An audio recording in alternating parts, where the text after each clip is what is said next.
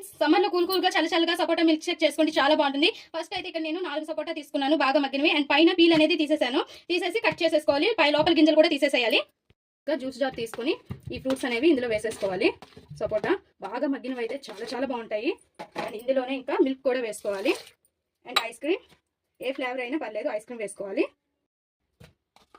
And ice cream, sugar, ice cubes ఉంటే ice cubes, లేదు అంటే కొద్దిగా కూల్ వాటర్ అనేది వేసుకొని ఇంకా బ్లెండ్ చేసేసేయండి.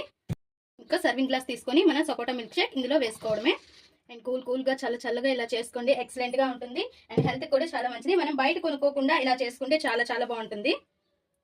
పైన కూడా ఐస్ క్రీమ్ పెట్టేసుకొని డెకరేట్ చేసుకుంటే ఎక్సలెంట్ గా ఉంటుంది. పైన నట్స్ అయినా లేదా స్ప్రింకిల్స్ అయినా ఏవైనా యాడ్ చేసుకుంటే సూపర్ టేస్టీతో సూపర్ గా ఉంటుంది మన సపోటా మిల్క్ షేక్. ఒకసారి ట్రై చేయండి. ట్రై చేసి ఎలా వచ్చిందో మా కామెంట్ బాక్స్ లో కామెంట్ చేయండి. మరి ఈ వీడియో మీకు నచ్చినట్లయితే లైక్ చేయండి, షేర్ చేయండి, మా ఛానల్ ని సబ్స్క్రైబ్ చేసుకుని పక్కనే ఉన్న బెల్ సింబల్ క్లిక్ చేయండి. Please friends, like, share, subscribe more videos.